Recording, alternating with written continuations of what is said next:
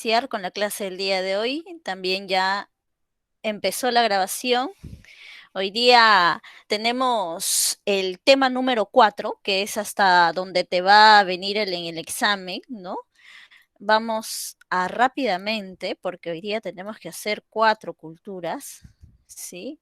A mostrar las diapositivas. Aquí está. De todas maneras, quedo atenta al chat para cualquier consulta, ¿sí? Bien, vamos a ver la semana número 4, ¿sí? Formativo andino al intermedio temprano. Como lo habíamos dicho, ¿no? La semana, bueno, que estamos recuperando también la semana 2, nosotros tenemos dos propuestas de periodificación. La periodificación, por un lado, que es de John Rowe, y también la periodificación de lumbreras. Debemos de tener en claro estas dos periodificaciones y cuál es el factor fundamental para determinar estas periodificaciones.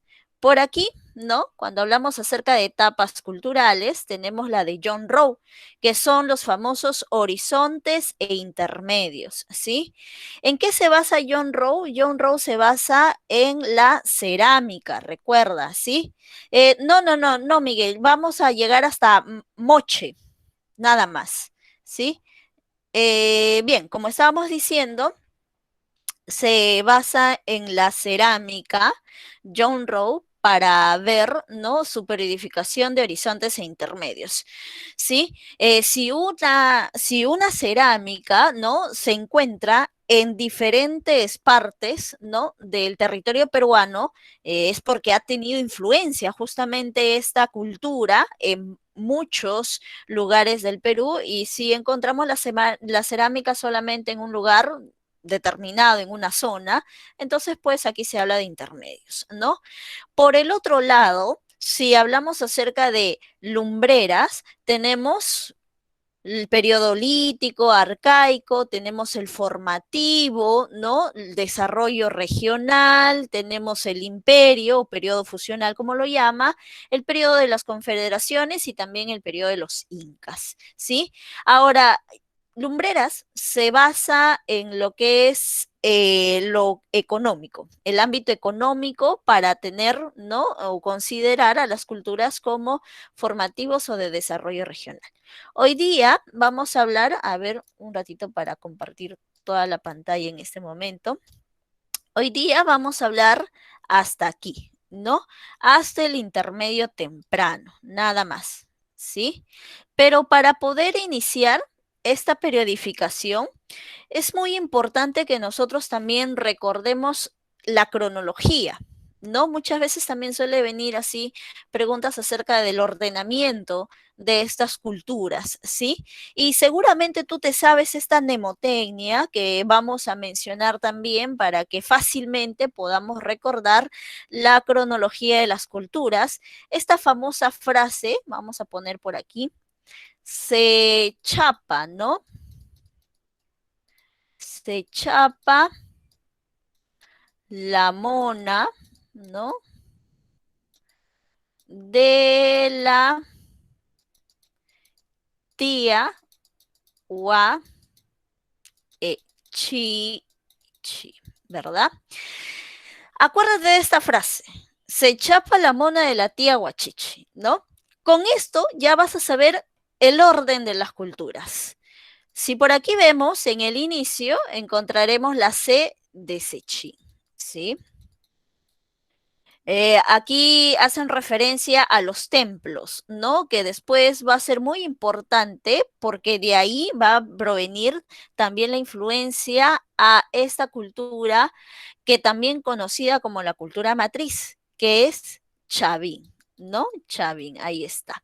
Luego tendremos a Paracas.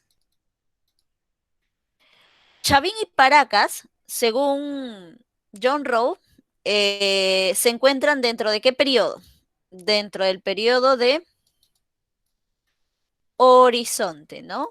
Horizonte temprano. Horizonte temprano. o también llamada como primer horizonte, ¿verdad?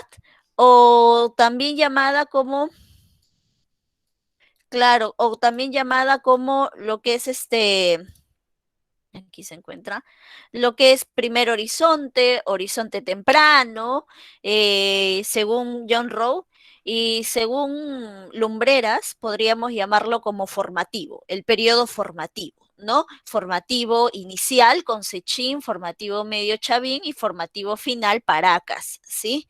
Ahí lo tenemos en el cuadrito, así es que no tengo problemas, ¿sí? Y de ahí, después de un horizonte, viene ¿quién? Vienen los intermedios. Y tenemos por aquí Mona de Mochica, ¿no? Y Na de Nazca, ¿sí? Ahí el periodo intermedio. Intermedio será también, pues, intermedio temprano, primer intermedio o intermedio inicial. Es lo mismo, ¿sí?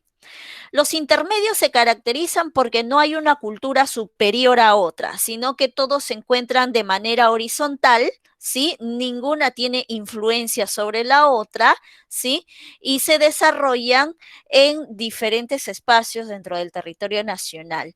En cambio, Chavín sí tenía influencia y eso se comprueba en la cerámica que se descubre a lo largo de la costa, ¿sí? Hasta Ica, por ejemplo, llega esta cerámica en ser encontrada. Entonces esto deduce que Chavín pues tenía mucha influencia, estaba superior a las demás que se encontraban, ¿no? Entonces por eso es que se conoce como un horizonte.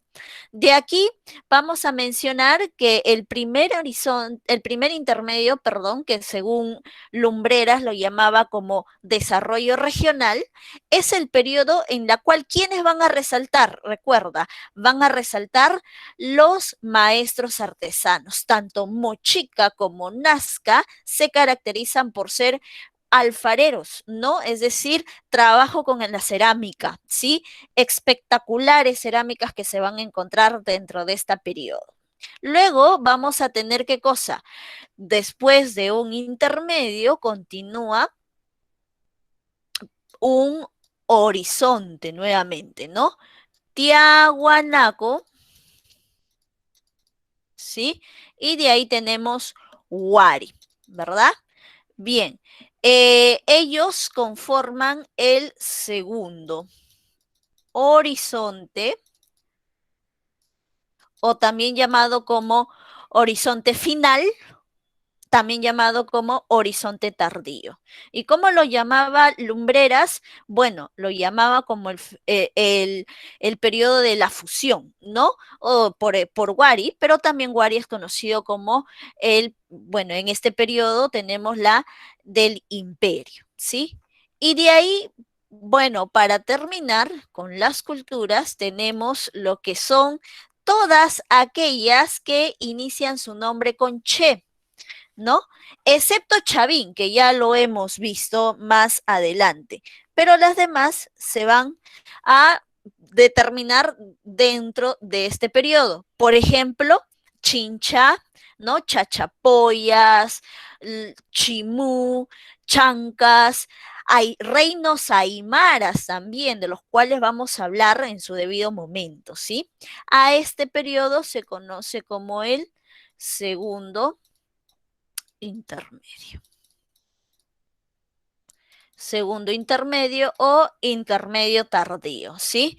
En este caso ya vamos a ver que después viene lo que son los incas, ¿no? Los incas serían pues también consideradas como el tercer horizonte, pero de ahí ya viene pues lo que son los españoles y toda esta periodificación se detiene. ¿Sí? Entonces recuerda esta famosa frase, se chapa la mona de la tía Huachichi, ¿no? Que como hemos dicho, aquí se encuentran los intermedios y también los horizontes, ¿sí? Lo que más viene en pregunta de examen es la periodificación de John Rowe, para serte sincera, ¿sí? Esto de horizontes e intermedios. Aunque no está mal también saber acerca de lo que menciona Lumbreras. Bien, entonces aquí está lo que hemos hablado. Creo que esto es necesario para empezar, podernos nosotros establecernos dentro de la periodificación, ¿sí? Ahora ya vamos a iniciar hablando acerca del formativo andino, de cómo se llama también, recuerda, primer horizonte, ¿sí? Horizonte inicial, horizonte tardío. Chavín es muy interesante, la verdad. Chavín nos deja muchas características que después van a ser adaptadas, ¿no? Tomadas por otras culturas, ¿sí? Chavín tenía mucha influencia de Sechín, como ya lo hemos dicho, ¿no? Pero ellos van a continuar con este desarrollo. Recuerda su descubridor aquí, Julio César Tello, ¿no? Callejón de Conchucos, ojo a su ubicación, no vayas a decir Callejón de Huaylas, no te vayas a confundir, ¿no? Sino Callejón de Conchucos. Y justamente por este lugar vamos a encontrar también la presencia de algunos ríos, ¿no? El río Mosna y el río Huachexa, ¿sí? Chavín, si te das cuenta, está en la zona andina, está en una zona de mucha altura, ¿sí? Esto va a ser muy interesante porque vamos a ver que esta ubicación le va a privilegiar mucho y va a generar en él, ¿sí? Conocimientos importantes para poder después influir al demás territorios aledaños, ¿sí? Como te das cuenta, mira cuánto se expande Chavín, ¿sí? ¿Y por qué es que se expande? ¿Cuál es la característica de su expansión? ¿Acaso Chavín tenía ejército para expandirse? No. Chavín se expande, recuerda, A ver, ¿por qué? ¿Cuál es eh, podríamos decir, el factor que posibilita a Chavín de Huántar, a Chavín, a la cultura de Chavín, expandirse por todo este territorio, ¿sabes? No era lo militar, ¿no? El arte lítico ya está relacionado, bueno, también dentro del arte lítico tenemos claro, por supuesto, ¿no? Mucha evidencia de la religión, pero bueno, podríamos decir la religión, pero en realidad, para serte sincera, es que el conocimiento de Chavín generó que sea muy influencer. O sea, Chavín era como el youtuber de hoy en día, ¿sí? De la actualidad. Y profesora, ¿cómo es que Chavín influía mucho? Lo que pasa es que Chavín se encontraba en una zona de mucha altitud, ¿no?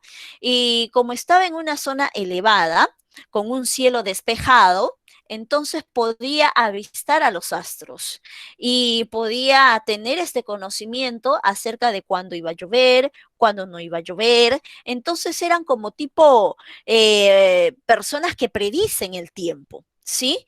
Eran, y por eso influentes, porque por debajo de Chavín se encontraban otras, ¿no? Aldeas, otros ayllus que por el cielo, ¿no? Este cielo caracterizado por la presencia de nubes estratos, no podían ver a los astros como sí lo podía hacer Chavín. Entonces, como ellos podían ver, seguramente en algún momento tú has ido a la sierra, ¿no? Y has visto el cielo de estrellas, despejado, hermoso, ya, de igual manera Chavín y se tomaba todo el tiempo para conocer a los astros. Entonces, cuando bajaba al llano, podríamos decir, les decía a ellos, ¿no? Les decía los periodos de sequía, los periodos de lluvia, y les decía que si ellos no les llevaban su excedente productivo, entonces su Dios les iba a castigar con periodos de sequía. Pero no era que existía un Dios, sino era que ellos sabían ya, ¿no? Cuándo es que habían periodos de lluvia y habían periodos de sequía. Entonces, con eso, en base, ¿no? Claro, mencionaba la religión, su Dios, pero en realidad eran sus conocimientos con la cual influye a los demás. Pero no solamente tenía conocimientos acerca de los astros, sino también tenía conocimiento así tipo tú que vas a hacer en el futuro cuando ingreses a la universidad, ¿no? Conocimientos de ingeniería, eran ingenieros hidráulicos, ¿no? Porque, bueno, cuando tú, por ejemplo, ¿no? Imagínate que Chavín bajaba al llano y les decía, mira, ¿sabes qué? En el mes de enero no va a haber lluvia, va a haber sequía. Entonces, imagínate, pues, los pobladores, bueno, pues tengo mi reservorio, ¿no? Tengo mi pozo de agua, he canalizado mi agua, ¿no? Entonces, no me va a pasar nada. Pero, ¿qué es lo que hacía Chavín? Chavín también tenía conocimientos de ingeniería hidráulica y a diferencia de las aldeas y los sabios que se encontraban por debajo, ¿no? Eh, Chavín se encontraba en el curso alto de los ríos. Entonces, ¿qué es lo que hacía? Cortaba, ¿no? La canalización a esos lugares y bueno, no lo sabía la población y pensaba que era su Dios, ¿no? Y en ese caso, pues tenían, pues, esta, podríamos decir, este temor, este miedo hacia el 2 de Chavín, pero en realidad eran sus conocimientos. Y gracias a sus conocimientos es que se logró expandir a todo este territorio, ¿no? Bien, la evidencia que Chavín estuvo por todo este territorio fue la presencia de sus cerámicas. ¿Cuál es la característica de su cerámica? Ahí está, justamente como lo ves en la diapositiva, ¿no? Y justamente es la que yo tengo aquí, mira, tengo mi cerámica Chavín ahí comprada, ojo, no, no es que yo sea guaquera, es una copia fiel, ¿sí? Sí, igual como dice ahí en la diapositiva, ¿no? Ahí está, tal cual, monócromo, ¿no? Te das cuenta los colores oscuros que son los que resaltan, porque era una cerámica incipiente, ¿no? Es decir, recién se estaban haciendo conocedores de este arte, entonces como que no tenía tanto, podríamos decir, detalles, ¿sí? Cuerpo globular, así, ¿no? O sea, cuerpo así como seguramente todos en estos momentos o la mayoría como yo lo tenemos, cuerpo globular gracias a la pandemia, ¿no? Hemos comido demasiado y hemos engordado. Asa Goyete, ojo, asa Goyete. ¿Qué quiere decir, profesora Asa Goyete? Mira, este tipo de asa que no sé si lo has visto, tal vez tú que haces ejercicios, que eres un chico, una chica fitness, ¿has visto esas bolas rusas o pesas rusas? Así que las utilizan, ¿no? Para hacer ejercicios con los brazos, ya, entonces así, pues tipo asa, ¿no? De esa pesa rusa, asa, gollete y un solo pico, como dice, un solo pico, ¿sí? La base es plana, en algunas otras cerámicas, por ejemplo, en Nazca vas a ver una asa media globular, ¿sí? Pero aquí es plana nada más. La finalidad, como dice ahí, es ceremonial. Muy bien, excelente mi guaquito, ¿no? Ya vamos a sortear el guaquito con todos los que ingresen a la uni. Así es que ahí para alentarlos. Muy bien, entonces tenemos ahí lo que es la cerámica, la litoescultura, muy bien, excelente, como ustedes decían. También es parte de la influencia de Chavín, ¿por qué? Porque dentro de esta litoescultura se tenía presente a sus dioses, ¿no? La religiosidad. Y ojo, no es que esto haya empezado con Chavín, se menciona que esto, por ejemplo, los rasgos faciales de esta cabeza clava, dentro de la estela de la Raimondi, ves a este dios, ya se encontraba en Sechín. Pero ¿quién lo hizo popular? Chavín. Chavín lo hizo popular, lo viralizó, podríamos decir, ¿no? Entonces, por eso es que se le recuerda más y lo tenemos aquí presente, ¿sí? Te das cuenta aquí en la estela de Raimondi tenían ahí su dios. ¿Recuerdas cómo se llamaba este dios que va a perdurar hasta la época de los incas? Claro, muy bien, Miguel. El dios Huiracocha, el dios de las varas, el dios Llorón, el dios Visco, ¿no? Entre otros sinónimos que tenía este dios. Este dios, bueno, ¿no? Era un poco alucinante porque te das cuenta que tiene, lo que pasa es que los Chavín eran así, medios también alucinantes, ¿no? Es decir, mucho a la creatividad, a la imaginación. Lo que pasa es que ellos utilizaban eso, utilizaban alucinógenos, utilizaban al San Pedro para hacer todos sus rituales y este San Pedro, ¿no? Este alucinógeno les hacía inhalar a los curacas que iban a peregrinar a lo que era Chavín de Huántar, ¿no? al templo propiamente. Entonces todo eso estaba reflejado dentro de su litoescultura, ¿sí? Y justamente esta litoescultura se van a encontrar, ¿sí? En sus templos. Sí, sí, sí, Miguel, se conoce como Dios Huiracocha, Dios Varas, en otras culturas, ¿no? Aquí no, aquí se conoce como el Dios Huiracocha, pero lo vas a encontrar de influencia, por ejemplo, en Huari, en Tiahuanaco, y ahí se va a llamar Dios de los báculos, Dios llorón, ¿no? Dios Visco, es el mismo, ¿sí? Es el mismo. Todo, Wari, Tiahuanaco, Incas, ¿sí?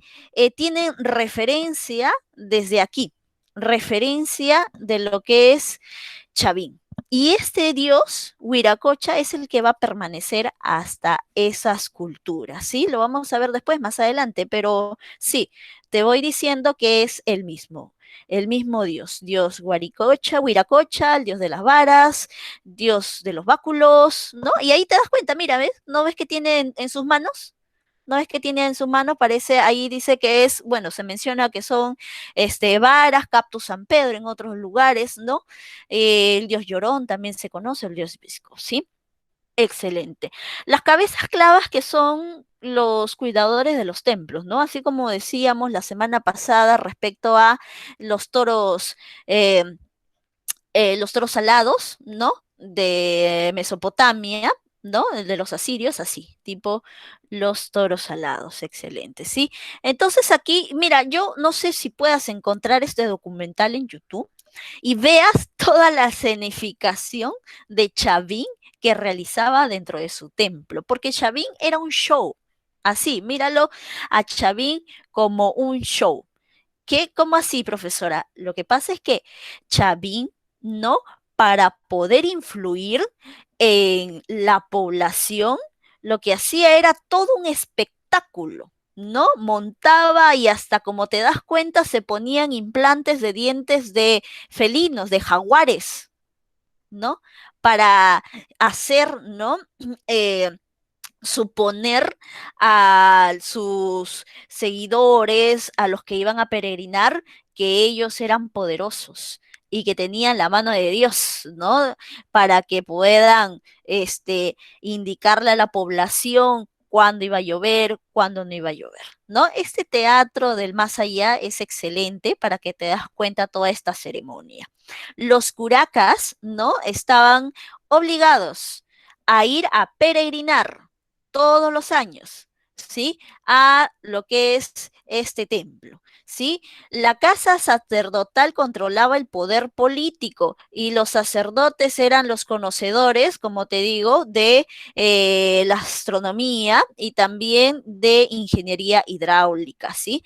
Profesora, ¿y con qué fin es que los Chavín generaban todo esto? O sea, ¿cuál era su intención? Su intención, recuérdalo, era obtener el excedente productivo. Porque en altura tú no puedes hacer diversidad de productos, o sea, no puedes cultivar, no puedes, ¿no? Cosechar ahí productos variados. Entonces, como no te da, ¿no? El lugar para tener esta variación de productos, ¿qué te queda?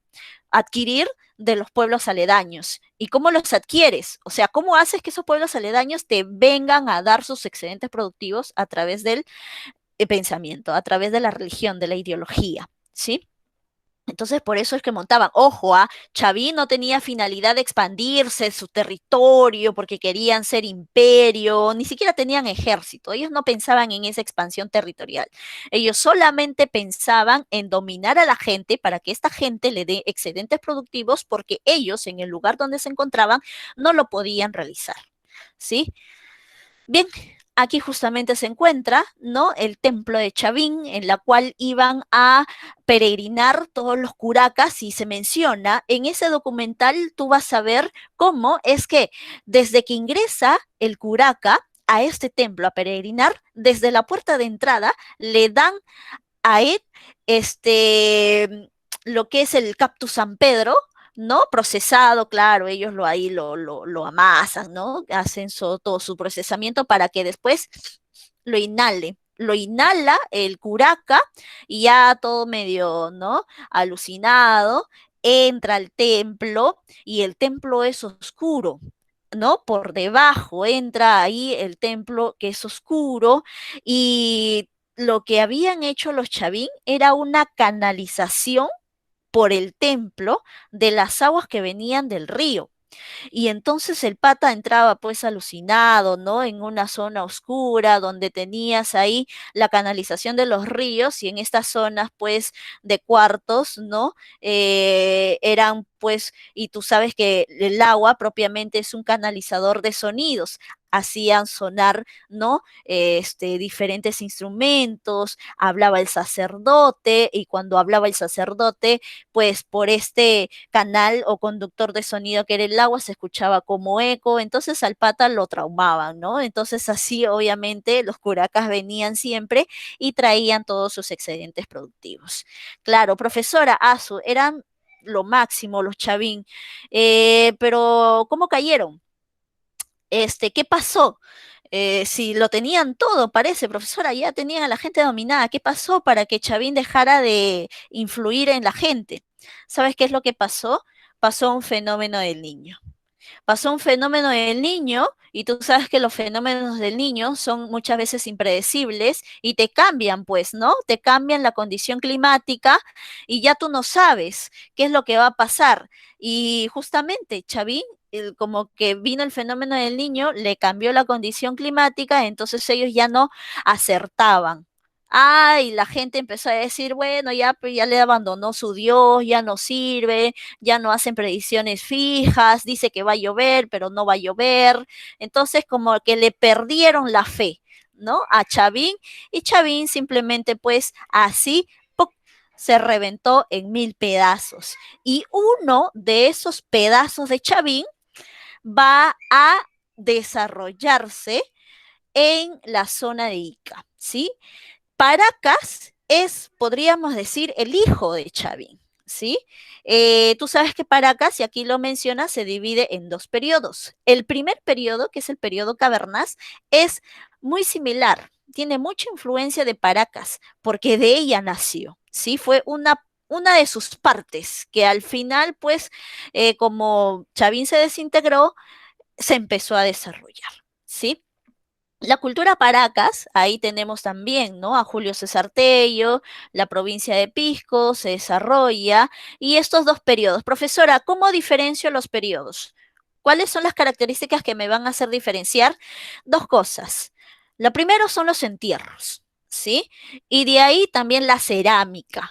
Los entierros y la cerámica, principalmente. Claro, también las deformaciones, pero las deformaciones van a ser en un solo periodo, igual que el textil, va a resaltar en un periodo, pero los dos periodos tienen entierros y tienen cerámica, pero son diferentes en cada uno de los periodos. Por supuesto, vamos a ver a las deformaciones y trepanaciones craneanas y también al textil que predomina en uno de sus periodos que ahorita lo vamos a mencionar.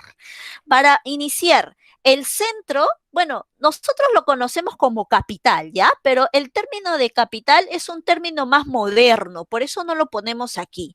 Podríamos decir que es un centro administrativo, ¿sí? O sea, un centro en el cual pues se generaba la mayor llegada de personas para poder tal vez comercializar, ¿no? O bueno, mejor dicho, adquirir o hacer este famoso trueque, ¿sí? Por eso es que se llama así como centro, Tajahuana. Las tumbas, vamos a empezar con el periodo cavernas. ¿Le das cuenta? La tumba es de forma de copa invertida, pero también, a ver, si nosotros nos fijamos en el aparato reproductor de la mujer, ¿a qué también haría referencia esta tumba en forma de copa invertida? Quispe, las culturas, ¿no? Se han descubierto en base a evidencias como cerámica, litoescultura, pero estas evidencias tienen relación, por ejemplo, en imágenes que se repiten. La litoescultura de, por ejemplo, Chavín, siempre tenía a su triada religiosa, que era el jaguar, la presencia del cóndor, la presencia de la serpiente, tenía a su dios Huiracocha, y siempre era así, de color monótono, oscuro, tanto la litoescultura, la cerámica. Entonces, ¿no? Hay una relación, porque después vas a encontrar o vas a descubrir cerámica de colores, cerámica en la cual lo pintan todo, en otro cerámica en la cual hacen figuras de caras, entonces hay una diferencia. ¿Y cómo descubren la edad? O sea, quién fue primero que otro, para eso hay diferentes técnicas, como por ejemplo te comento la del carbono 14, o sea, hacen un procesamiento, ¿no? Es como que ahora tú le haces el ADN, ¿no? A las personas para saber si es el padre o la madre de una persona, el hijo, ¿no? Igual lo pasan por carbono 14, que es un químico, menciona, y en base al color que te salga, ahí tiene la periodificación o la antigüedad. Entonces, eso es una de las técnicas, ¿no? Por la cual saben que si uno fue primero, otro fue después, y la similitud de las evidencias encontradas. Exacto. Muy bien, Miguel, nos habla que también, ¿no? Aquí se aprecia un útero, sí. ¿Qué quiere decir? Mira, aquí tenemos el aparato reproductor de la mujer. Lo que pasa es que Paracas Caverna creía en la vida después de la muerte, ¿no? Y mira, aquí están, ¿no? Las bendiciones, ahí está, ¿ve? Las bendiciones que van a nacer en la nueva vida, ¿no? Están dentro del útero, así como tipo la mujer, pues realmente, ¿no? Y las bendiciones estaban ahí envueltas con todas las cosas que les iba a servir para su otra vida, ¿no? Sus ajuares, ¿no? Tal vez algún, no sé, alimentos, ¿no? Todo, absolutamente todo. ¿Y cómo es que se encontraban? A ver, las bendiciones, ¿cómo nacen? En una posición fetal, ¿no? De igual manera, así eran puestas para que nazcan en la próxima vida. Aquí vas a tener textiles, sí, exactamente, pero estos textiles están, como dice, relacionados al culto felino. ¿Qué quiere decir eso, profesora? Lo que pasa es que estos textiles se van a relacionar mucho con Chavín, y Chavín tiene, ¿no? Parte de sus dioses, ¿no? Al jaguar, que es un felino, y eso se va a reproducir dentro del textil. Pero el textil principalmente se va a desarrollar en Paracas, Necrópolis. Ahí están los máximos, wow, no sabes, los textiles más hermosos que hasta el día de hoy mantienen el color, mira, después de tantos años. La cerámica, aquí también recuerda, por favor, las características. Mira, ya no es monócroma, como te lo enseñé en mi huaquito, sino que es polícroma. Utilizan varios colores, pero esta es la característica que debes de recordar. Cuando hablamos de Paracas Caverna, tenemos una pintura post-cocción o fugitiva. ¿Qué quiere decir? Diseñaban la cerámica, ¿no? Así la moldeaban, todo bacán, y de ahí lo metían al horno.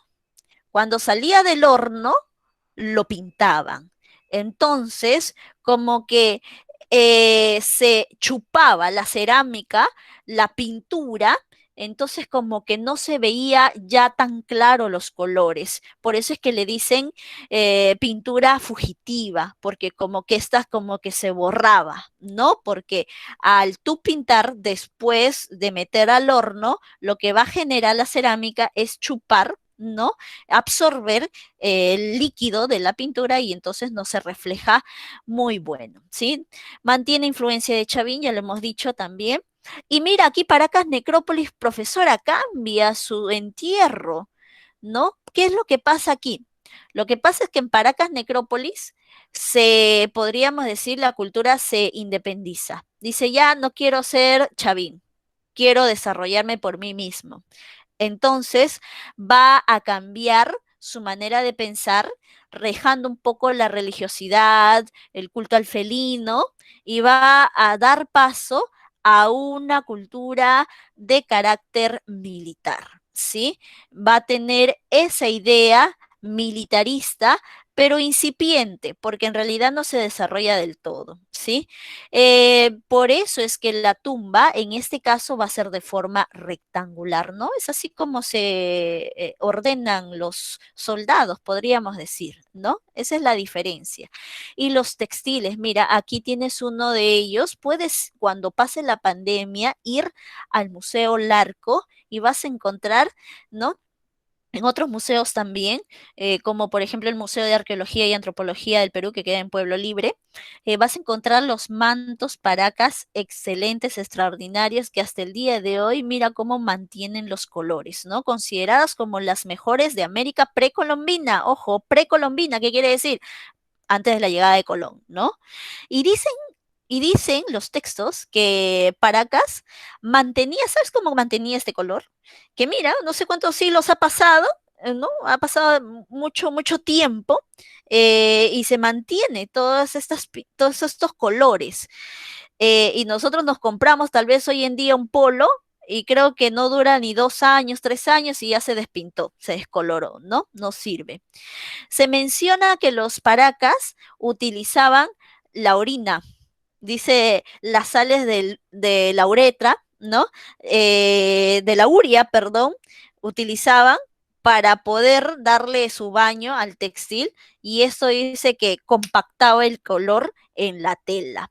Utilizaban la uria, o sea, la orina de los bebés, dice, ¿no? Y de esa manera compactaban el color y hasta el día de hoy es que se mantiene claro que olía feíto, dice, ¿no?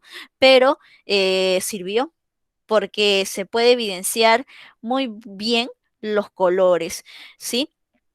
La cerámica aquí va a cambiar, ¿no? Es monócroma, como se menciona, es una pintura precocción, quiere decir que ahora moldean la cerámica, la pintan y una vez pintada, recién la meten al horno. Entonces, como que se evidencia más clara la pintura, porque al meterlo al horno es como si tú le hubieras dado un baño de barniz, ¿no? Así la hace media, podríamos decirla hasta brillosa. ¿Sí?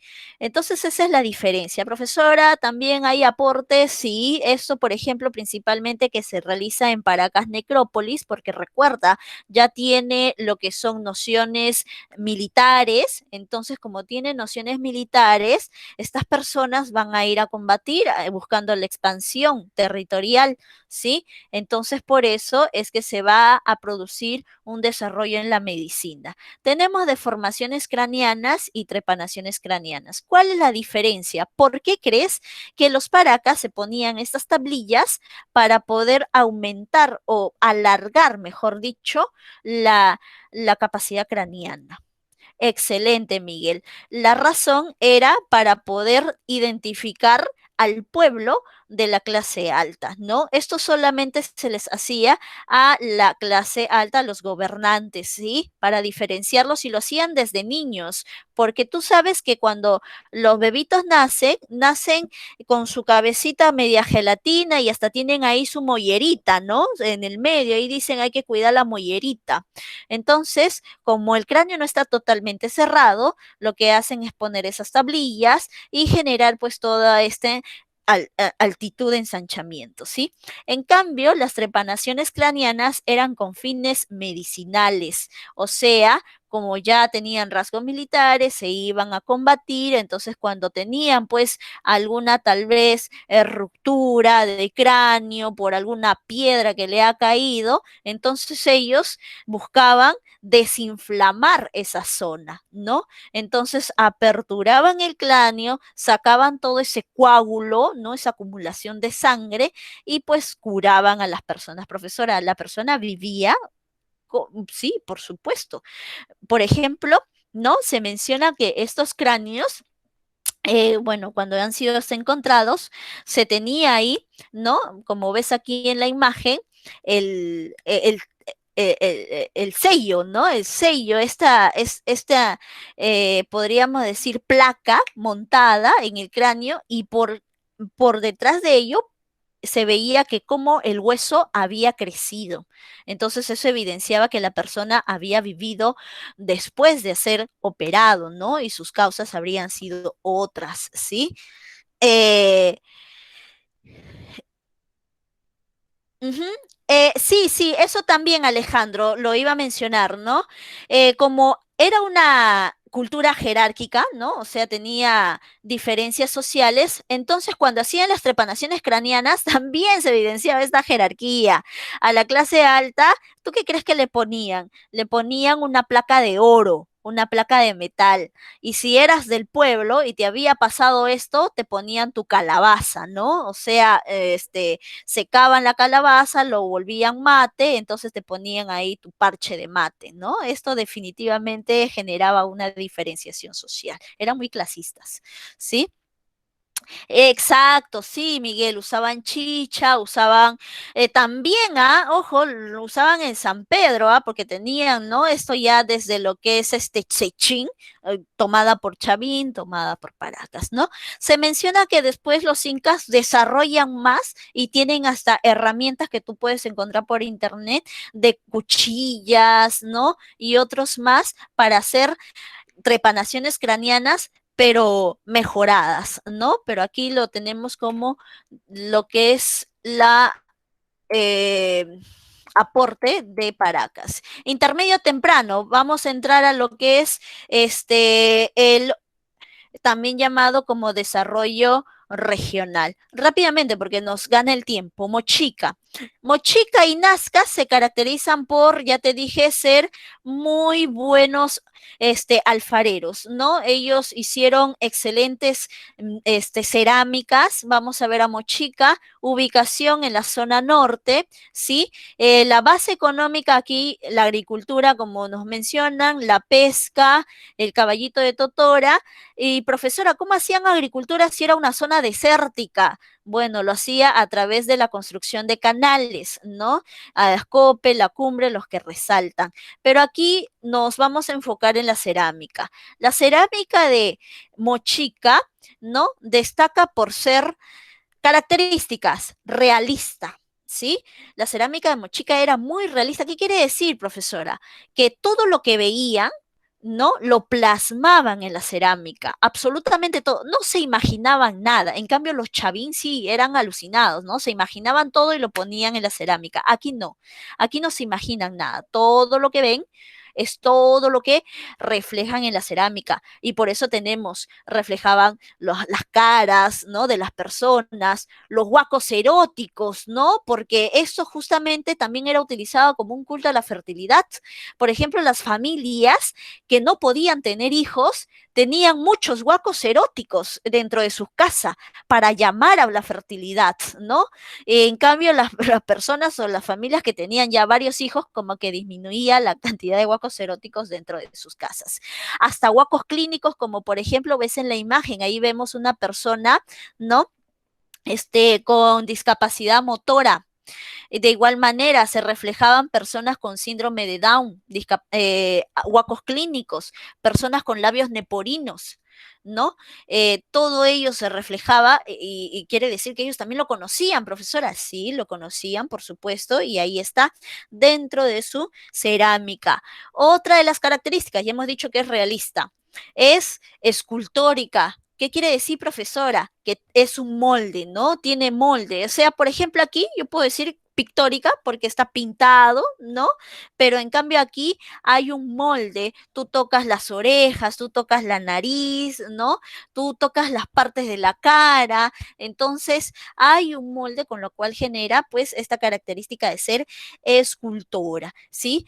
Y también el asa. Aquí habíamos dicho con Chavín que era una asa goyete, ¿no? En cambio, en Moche se caracteriza por tener un asa estribo. No sé si te das cuenta por detrás. Y profesor, ¿qué quiere decir asa estribo? Asa como si fuera tipo una jarra, ¿no? Cuando tienes tu jarra y tienes una asa estribo, así. tal cual, ¿sí? Tenemos los murales muy importantes, ahí reflejaban a su Ayapaec, su dios, ¿no? Y mira, te das cuenta que parece, ¿no? Esa imagen influencia de Chavín. Sí, pues tenían esos rasgos, porque este también fue parte de Chavín en un momento, solo que se independizaron y se desarrollaron, ¿sí? De ahí tenemos en la orfebrería, resaltan mucho, eh, tenemos diferentes técnicas, por ejemplo, tú ves la zona que se encuentra ahí en la cabeza, tanto del señor de Zipán como de la señora de Cao, que es la técnica del laminado, del repujado y del laminado. Quiere decir que utilizaban, ¿no? Tenían, supongamos, ahí un metal y ellos chancaban, chancaban, chancaban y cada vez lo iban aplanando. Entonces, de esa manera generaban sus orfebrerías, ¿no? Sobre todo quienes utilizaban aquí estas, podríamos decir, ¿no? Cosas alfareras, estos ornamentos, lo utilizaba la clase alta, que eran sus gobernantes. Por ejemplo, el Siequich, que era el famoso gobernante, ¿no? Y aquí tenemos eh, comunidades, podríamos decir, dentro de Moche, señoríos, podríamos decir, era un conjunto de señoríos, y por eso es que cada grupo tenía su propio señor, señora de Cao, señor de Zipán y así en general. ¿Sí? Luego tenemos en arquitectura, finalmente, ¿qué es lo que debemos de recordar? Ahí te das cuenta una arquitectura trapezoidal, ¿sí? Hecha en adobe, ¿sí? Y sus principales construcciones, Huaca de la Luna, ¿no? Huaca de la Luna que era caracterizado por la religiosidad. Ahí mencionan que hasta hacían sacrificios humanos, ¿no? Hacían combates y quien ganaba, ojo, ni siquiera quien perdía, sino quien ganaba era el que se iba a sacrificar porque los dioses debían de tomar sangre de las personas fuertes y era un honor en este entonces, pues, ¿no? Hacer ser sacrificado. Huaca del Sol, que era un poco más administrativa, ¿no? Huaca rajada por el señor de Zipán y Huaca Cao Viejo, que era por la señora de Cao. ¿Sí? Finalmente, cultura nazca. Mira, cultura nazca, tómalo así, es la nieta de Chavín, ¿no? Chavín es la, podríamos decir, la abuela. La hija es Paracas y la nieta es Nazca. Vamos a ver similitud entre ellas, ¿sí? Aquí en Nazca vamos a ver que está en el mismo sitio donde Paracas y justamente Paracas ya tenía necrópolis, recuerda, características militares que lo reflejaban en sus entierros. Esto es tomado por los Nazca y es desarrollado. Mira, las cabezas trofeo. Ellos iban a combatir, ¿no? Tenían pues, ¿no? Las personas que caían del otro bando, entonces mencionan que los decapitaban, les cortaban las cabezas, los ponían en agua a hervir con sal y disminuían la capacidad craneana y los ponían ahí en su correa. ¿No? Y esto evidenciaba pues una posición de poderío, podríamos decir, de fortaleza de los soldados y temor, ¿no? En los demás. Bien, Cahuachi es su centro principal, exactamente, ¿no? Eran muy buenos ingenieros hidráulicos porque recuerda, esta zona es un desierto, profesora, entonces, ¿cómo vivieron en un desierto? Lo que pasa es que hicieron ingeniería hidráulica. Ojo, no hicieron pozos. Olvídate de esa palabra, no son pozos, son puquios. Profesora, ¿cuál es la diferencia? El pozo es simplemente un agujero, ¿no? Que a través de una palea o una rueda tú vas jalando, jalando, jalando el agua. Ellos no hacían eso. Ellos lo que hacían eran puquios, como te das cuenta aquí, de manera espiral, ¿sí? Y profesora, ¿por qué espiral? Porque ellos aprovechaban dos cosas. Aprovechaban el viento, ¿no? Que como te das cuenta soplaba y estos aires se iban hacia abajo generando la venida del agua del subsuelo porque por debajo se encuentra la napa freática, mira, está un acuífero por aquí, entonces eso generaba pues la salida de las aguas, pero no solamente eso, sino que recuerda que se encuentra en la zona de Nazca, placa de Nazca, aquí se encuentra el choque de placas tectónicas, ¿no? Bueno, de manera más, podríamos decir, relevante, y esa fuerza del choque de placas tectónicas generaba también una presión por debajo del subsuelo para que las aguas pudieran aflorar. Entonces, por eso les servía mucho, ¿no? Esta característica de galerías filtrantes, también llamadas, llamadas, como hemos dicho, puquios, ¿no? Este término de pozo como que no hay que mencionarlo mucho, eran, como hemos dicho, de forma espiral, ¿sí? Bien, o algunos lo llamaban como ojo de agua también, ¿sí? ¿Qué más? En la cerámica, por último, polícroma, como te das cuenta. Mira, aquí es otro tipo de asa. Esto es asa puente, se conoce como asa puente. ¿Qué quiere decir, profesora? Que son dos, ¿no? Principalmente era así. Ya hemos dicho, chavín, asa gollete, moche, asa estribo y aquí asa puente. ¿Sí? Técnica del horror al vacío, es decir, todo, absolutamente toda la cerámica era pintada, ¿sí? Y ojo, Nazca tenía miedo y no utilizaba mucho, no utilizaba para nada el color azul y el color verde. ¿Por qué? Porque tenían respeto, podríamos decir, ¿no? Más que miedo, respeto a las aguas, al océano. Y tú sabes que el océano Pacífico desde la costa centro-sur es de color verdoso, ¿no? Es azul verdoso por las algas. ¿Y por qué le tenían miedo, podríamos decir, o respeto por el fenómeno del niño? Entonces, esto generaba que no lo representaran dentro de su cerámica, ¿sí? Bien. También, sí, Miguel, galerías filtrantes, ¿no? También se llaman como ojos de agua, ¿no? Eh, puquios también llamados, es lo mismo. Y por último, los geoglifos, ¿no? Te comento que la mayoría de los geoglifos son figuras geométricas, ¿sí? Muchos de ellos, pero resaltamos a los que tienen imagen de animales, ¿no? Los que encontramos aquí, por ejemplo. Hay muchas teorías acerca de las líneas de Nazca, aunque hoy en día viene más con este término de geoglifos, pero la que nosotros debemos de recordar es esta, consideradas por María Reich como un calendario astronómico, ¿sí? Teorías actuales mencionan que pueden ser también caminos ceremoniales, ¿no? Pero hay que mantener esta que se encuentra dentro de la separata y que es lo que, si pregunta, viene dentro del examen, ¿no? Entonces con ello vamos a terminar, se nos ha ido el tiempo, lamentablemente. Sí, está relacionado, algunos dicen, por ejemplo, Toribio Mejía mencionaba que se encontraba relacionado con la religiosidad, eran una zona de caminos para rituales o ceremonias religiosas. Vamos a presentar las preguntas rápidamente porque tenemos el próximo, lo que es nos faltaba una parte, ¿no? De lo que es la recuperación. Voy a mencionar solamente claves, ¿ya?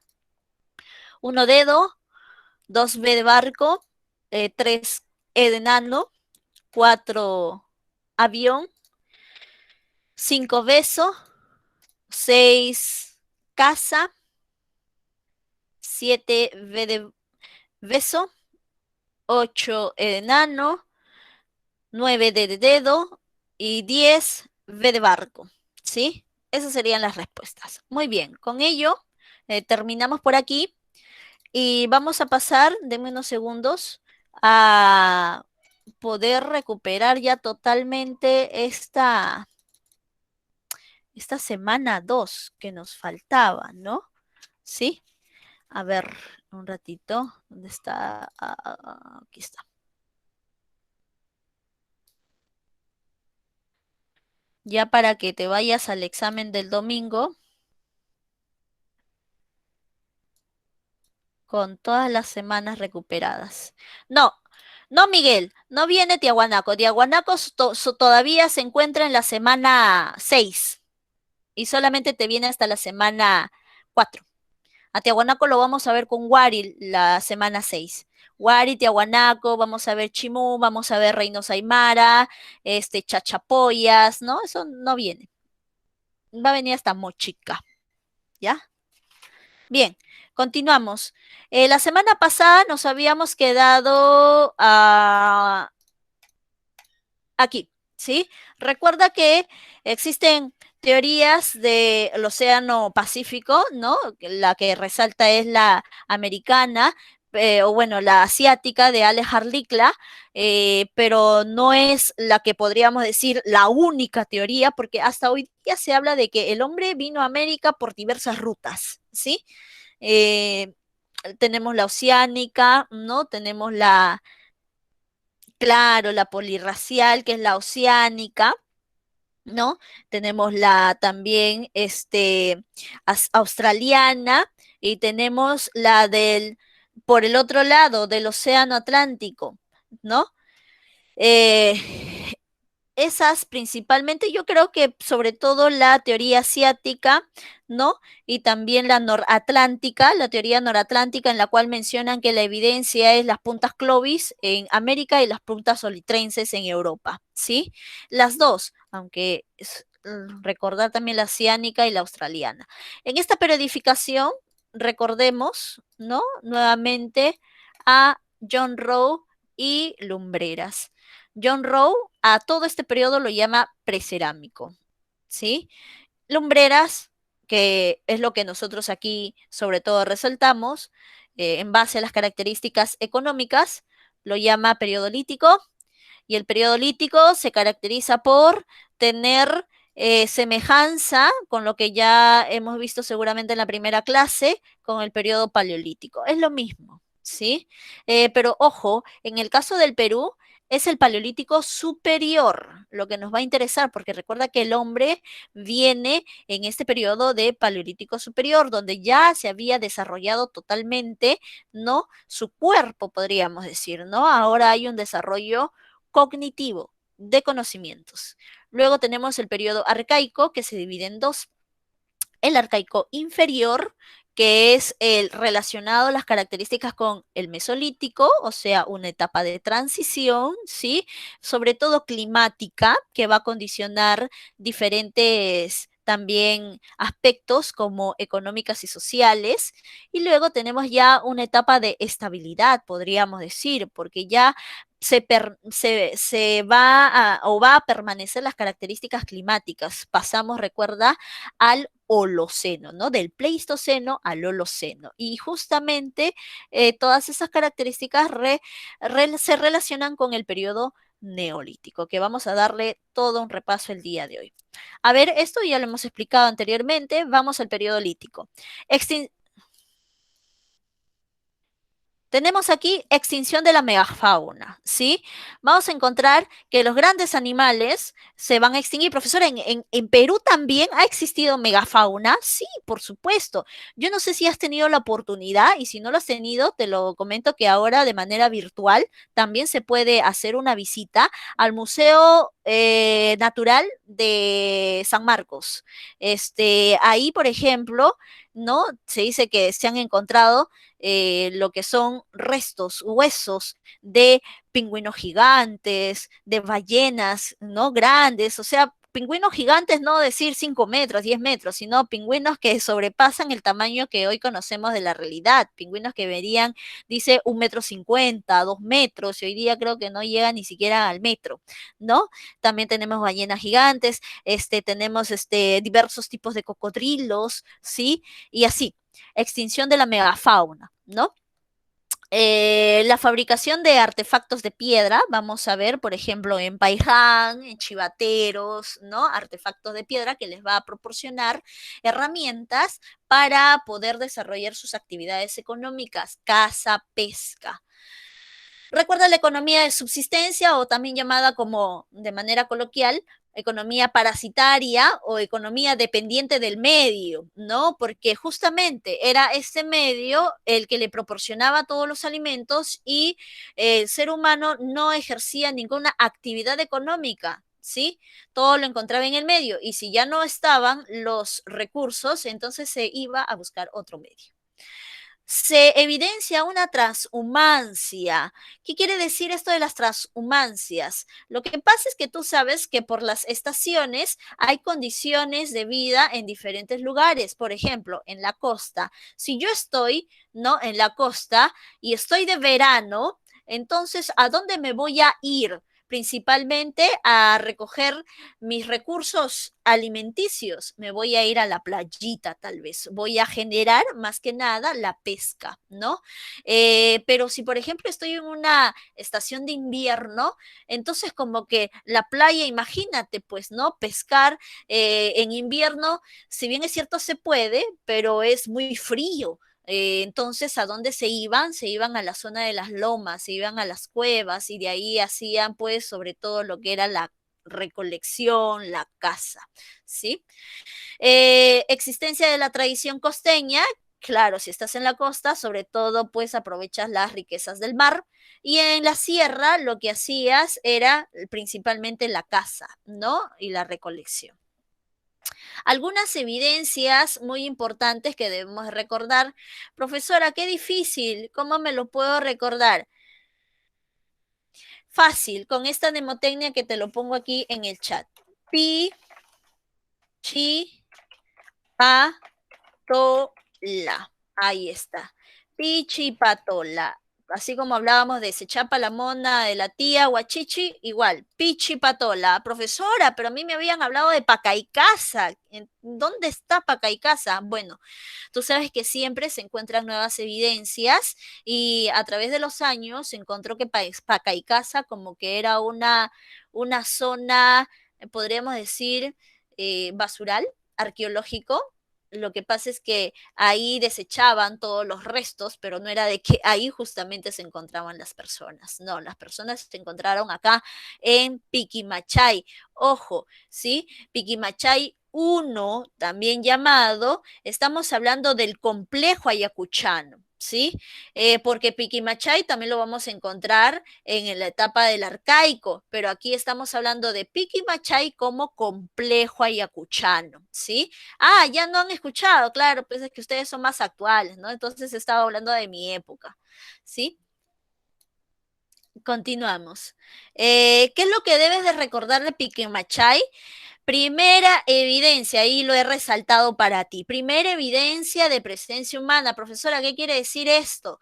Quiere decir que ahí se encontraron instrumentos que seguramente las personas que vivían en esa cueva utilizaron, encontraron fogones, encontraron restos, excrementos, ¿no? De personas. Entonces se deduce que ahí vivían personas, ¿no? No se encontraron cuerpos, restos óseos, no se encontraron, solamente se encontraron indumentaria, artefactos, ¿no? Herramientas y como te digo, hasta excrementos y fogones de personas que habitaban ahí. Luego tenemos chivatero. Profesora, ¿qué quiere decir? Es Huacaprieta, es lo mismo, Chivatero, Huacaprieta, ¿sí? Es una zona considerada como una cantera. Tú sabes que las canteras son zonas en las cuales tú sacas piedra, ¿no? Para realizar tus instrumentos. Y justamente es esta la característica de Huacaprieta, la generación de utensilios de piedra, principalmente para desarrollar utensilios de pesca, ¿sí? Pero los hacían, por ejemplo, podríamos decir de manera masiva, porque ahí tenían la zona donde sacar la materia prima, podríamos decir. Recuerda siempre a Paiján.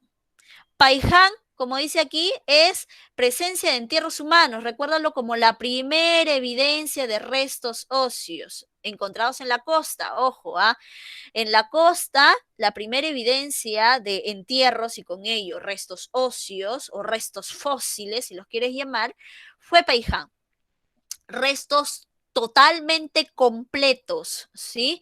Y esto nos hace recordar a qué cosa, nos hace recordar a que tienen conocimiento o tienen ideas mágicos religiosas de que existe la vida después de la muerte, así tipo hombre neandertal, ¿no? Que recuerda que permanece después en Sapiens y aquí la evidencia es Paiján.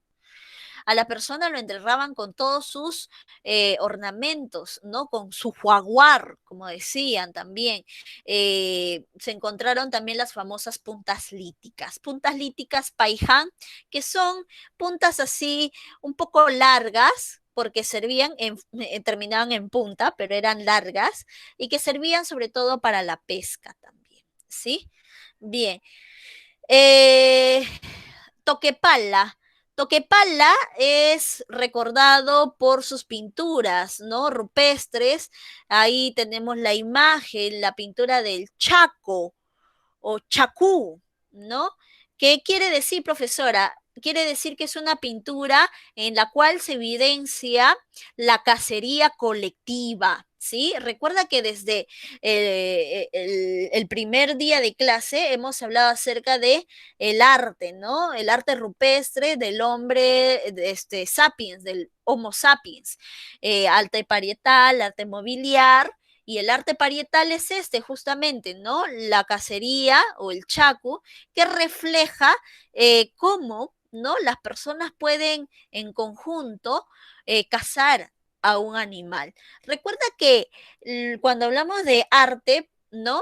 En este caso, pinturas rupestres, tienen como finalidad una cuestión pedagógica, ¿sí? Una cuestión pedagógica y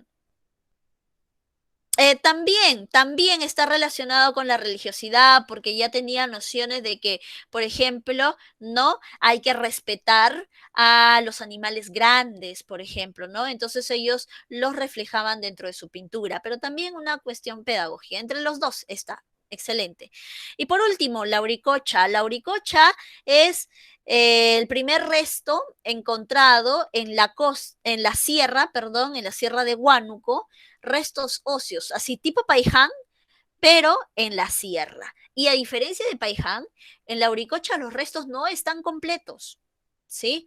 Eh, Esto definitivamente también evidencia, ¿no? La idea de la vida después de la muerte, ¿sí?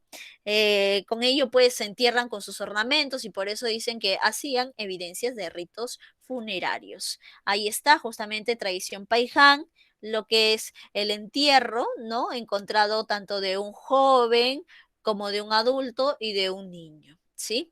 El chacú creo que aquí se ve un poco más claro. Ahí te das cuenta que hay varias personas, ¿no? Aquí hay uno, aquí hay otro, aquí hay otro, aquí hay otro, ¿sí? Y como de manera conjunta, pues ellos cazaban a sus animalitos. El arcaico inicial, o también llamado como arcaico inferior, vamos a recordarlo por el Mesolítico. Quiere decir que es la etapa de ensayo y error, ¿sí? Aquí, como hay una transición climática, entonces el ser humano debe de obtener diferentes maneras de cómo poder mantenerse en vida. Ya no encuentra todo en el medio ambiente, va a empezar a reproducirlas, ¿sí? Vamos a ver una horticultura, que es una agricultura incipiente, ¿sí? Es como tú cuando seguramente has hecho tu experimento de la germinación en inicial, en primaria, seguramente, ¿no? Ahí has estado sembrando tu frijolito. Yo lo he sembrado varias veces, ¿no? Ahora por mi hijo, ¿no? Que le piden la germinación, sembrar el frijolito. Y la primera vez que sembré mi frijolito, le puse poca agua y se secó. La segunda vez le puse a la mitad de vaso el agua y se pudrió el agua, se malogró el frijolito, no creció, ¿no? Como que ya creció a la cuarta, a la quinta, ya veía sus raíces, ya veía que emocionada, que por fin, ¿no? Me salió la famosa germinación. Así se encontraban los pobladores en el arcaico inicial, en este proceso de conocer a través del ensayo y el error cómo es que se podía reproducir comida, ¿no? Eh, en este ensayo y error, las personas hasta se morían porque como no conocían el ciclo de vida de las plantas, entonces se comían a destiempo de madurar y se morían, pues, porque cuando una fruta o algunos alimentos que no están maduros, tú te lo comes, tienen sustancias venenosas y las personas se morían. A través de de esta práctica empezaron a tomar conocimientos. Igualmente, con el ganado, hablamos de un pastoreo, quiere decir que recién estaban empezando a conocer el ciclo de vida también de los animales. Estaban diciendo, ¿sabes qué? Me he dado cuenta que no debo de comerme a los animales jóvenes. No puedo comerme a los jóvenes porque ellos recién están creciendo y se están reproduciendo. Tengo que comerme a las viejas, ¿no? O sea, los animales viejos, porque ellos ya no van a seguir reproduciendo más animalitos, más crías. Entonces, como que todo esto va a empezar en la etapa de arcaico inicial. Aparición de las primeras aldeas trashumantes. Profesora, otra vez esta palabra de trashumantes. Sí, lo que pasa es que aquí, mira, ya no hablamos de cuevas, hablamos de aldeas.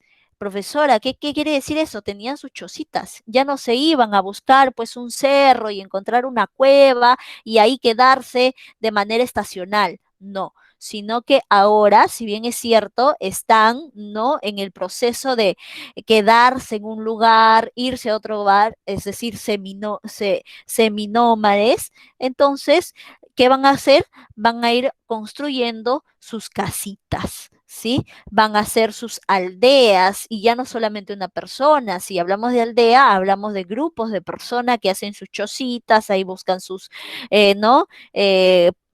Maderitas, ¿no? Para hacer estas viviendas y puedan mantenerse en los lugares, ¿no? Estacionales, pero un poco más de tiempo. Inicio, por ello, del proceso de sedentización. Principales restos, recuérdalo siempre, Nanchot, ¿sí? Nanchot es el primer horticultor, ¿sí? La primera evidencia de restos de calabaza y maní, ¿sí? Horticultor Nanchot ubicado en Cajamarca. Luego, ¿qué debes de recordar? Recuerda siempre a estos famosos restos que terminan con chay, Telarmachay, Piquimachay, Jaihuamachay. El término chay significa corral, ¿sí? Y es que tú recuerda que en esta etapa están iniciando con el proceso de domesticación de animales. Entonces lo están haciendo en corrales. Como te das cuenta ahí, Telarmachay, el primer domesticador de camélidos, ¿no? O sea, vicuñas, alpacas, ¿no? También llamados como auquénidos del Perú. Piqui, Piqui, ahí está, el cuy, primer cunicultor de los Andes. Jaihuamachay, profesora, no aparece, sí, no aparece, pero sí también está, es el primer bueno, no, es también domesticador de camélidos, pero en Ayacucho, ¿sí? Jaihuamachay en Ayacucho, domesticador de camélidos. Bien, y de ahí tenemos otros, ¿no? Como te das cuenta, son parte también relacionado con la horticultura, guitarreros, frejoles, payares, Santo Domingo, pues hallazgo de flautas de hueso. Mira que como se encontraban en los lugares con un tiempo mayor que antes, entonces esto generaba que también desarrollen el conocimiento. Ahora ya no solamente hacían instrumentos o materiales cotidianos de piedra, sino también ya estaban utilizando diferentes materia prima, como son los huesos, por ejemplo, ¿sí? Chilca, hallazgo de restos de choza, ¿no? Y la choza significa que ya hay aldeas, ¿no? Entonces estamos hablando, como mencionaba anteriormente, de aparición de aldeas transhumantes. Finalmente, pasamos al arcaico final, valga la redundancia, o superior. Relacionado con el neolítico, ¿por qué? Porque ya hay un estable característica climática, ¿no? Producto de que el Holoceno se va ahora sí a mantener. Entonces, esta nueva condición climática genera que los seres humanos no puedan seguirse desarrollando en conocimientos. Ahora ya aprendieron el ciclo de vida de los animales, como también aprendieron el ciclo de vida de las plantas. Ya saben cuándo se encuentran maduras, qué temporadas son de lluvia, qué temporadas son de sequía, ya saben que deben de regar, ¿no?